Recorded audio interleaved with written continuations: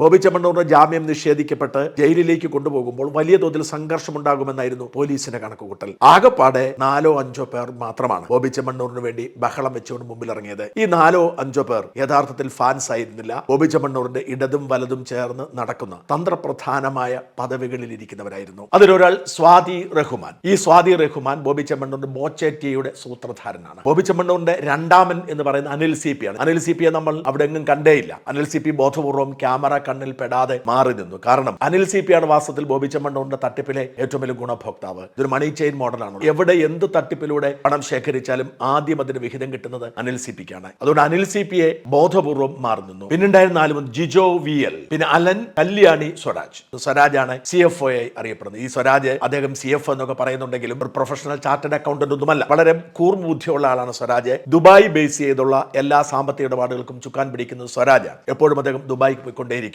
എവിടെയാണ് എന്റെ സെർവർ പ്രവർത്തിക്കുന്നത്, ഇവിടെ എന്തെങ്കിലും റെയ്ഡോ പരിശോധന ഉണ്ടായാൽ അപ്പോൾ തന്നെ സെർവർ അവിടെ ഡൗൺ ആക്കും. ഒരു മീൻ കച്ചവടക്കാരനായി തുടങ്ങി പിന്നീട് സെയിൽസ് ഏജന്റായി ഇപ്പോൾ ബോബി ചെമ്മണ്ണൂരിന്റെ ഡയമണ്ട് വിഭാഗത്തിന്റെ ഹെഡായി മാറിയ ആളാണ് ജിജോ. ഈ അലൻ എന്ന് പറയുന്ന ആൾ, ഇതാണ് ഇദ്ദേഹത്തിന്റെ വ്യാജ പേരിലുള്ള കമ്പനികളുടെ ഒക്കെ ഡയറക്ടർ സ്ഥാനമുള്ള ആൾ അലനാണ്. കല്യാണി എന്ന് പറയുന്ന ആൾ കള്ളുഷാപ്പ് ലൈസൻസ് കല്യാണിയുടെ പേരിലാണ്. ഇവരൊക്കെ മാത്രമായിരുന്നു ഒപ്പം ഉണ്ടായിരുന്നതും തടയാൻ കൂട്ടുനിന്നതും. ഈ ഫാൻസുകാർ ആരും യഥാർത്ഥത്തിൽ എത്തിയില്ല. ഫാൻസുകാർ എന്ന പേരിൽ സ്വാതി റഹീമിന്റെ നേതൃത്വത്തിലുള്ള ഒരു ഗുണ്ടാസംഘമായിരുന്നു ബോബി ചെമ്മണ്ണൂരിന് വേണ്ടി വാഹനം തടഞ്ഞതും ഫാൻസ് എന്ന പേരിൽ അലറിക്കരഞ്ഞതും. വാസ്തവത്തിൽ എറണാകുളത്ത് മാത്രം ബോബി ചെമ്മണ്ണൂരിന് 300ഓളം ജീവനക്കാരുണ്ട്. അങ്കമാലിയിലും ആലുവയിലും ഒക്കെ വേറെ ജീവനക്കാരുണ്ട്. ഈ ജീവനക്കാർ ഒരുമിച്ച് വന്നാൽ പോലും ഒരു പ്രതിഷേധം രൂപപ്പെടുമായിരുന്നു. അതിനുപോലും അവർ തയ്യാറായില്ല. കാരണം ജീവനക്കാരും അതൃപ്തരാണ്. ബോബി ചെമ്മണ്ണൂറിന്റെ കമ്പനിയിൽ പ്രവർത്തിക്കുന്ന മിക്കവരുടെയും അവസ്ഥ, അവർ പരസ്യമായി കമ്പനിയെ പിന്തുണയ്ക്കുകയും ബോബി ചെമ്മണ്ണൂറിന് വേണ്ടി പോസ്റ്റ് ഇടുകയും ബോബി ചെമ്മണ്ണൂറിനെ വിമർശിക്കുന്നവരെ തെറിവിളിക്കുകയും ചെയ്യുമ്പോഴും നേരിട്ട് കാണുമ്പോൾ അവർ അതൃപ്തി അറിയിക്കാറുണ്ട്. എനിക്ക് വ്യക്തിപരമായി അനുഭവമുള്ള കാര്യമാണ്. വാസ്തവത്തിൽ ആ സംരക്ഷണം ഒരുക്കാനുള്ള അവരുടെ നീക്കം